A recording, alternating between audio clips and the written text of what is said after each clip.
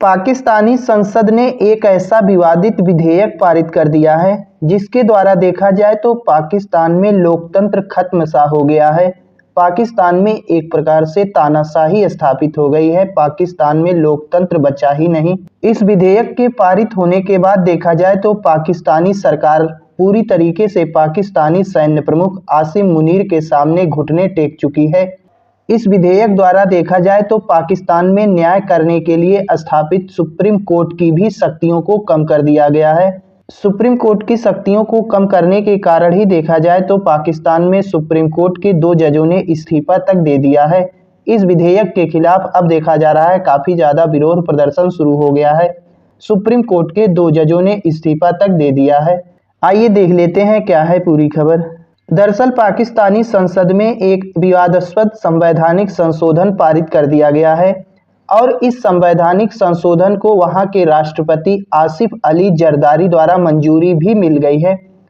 इसके तहत देखा जाए तो फील्ड मार्शल आसिम मुनीर को काफी ज्यादा शक्ति प्रदान की गई है।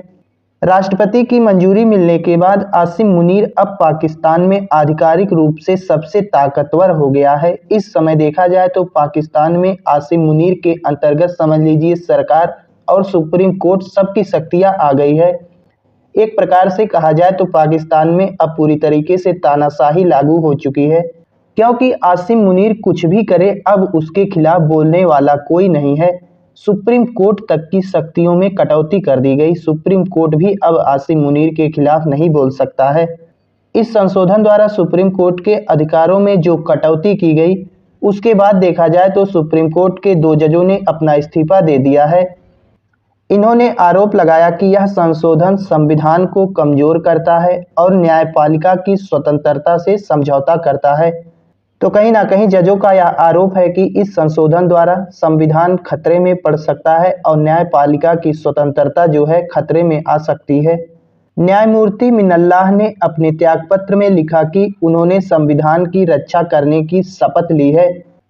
उन्होंने आगे कहा कि 27वें संशोधन के पारित होने से पहले मैंने पाकिस्तान के प्रधान न्यायाधीश को पत्र लिखकर इस बात पर चिंता व्यक्त की थी कि इसके प्रस्तावित प्रावधान हमारी संवैधानिक व्यवस्था के लिए क्या मायने रखते हैं। चुप्पी और निष्क्रियता के माहौल में अब ये आशंकाएं सच साबित हो रही हैं। मिनल्लाह ने कहा कि उन्होंने जिस संविधान की रक्षा की शपथ ली है वह अब नहीं रहा। एक प्रकार से देखा जाए तो न्यायमूर्ति मिनल्लाह ने मान लिया है कि पाकिस्तान में अब ना कोई संविधान और ना ही कोई सुप्रीम कोर्ट बचा है।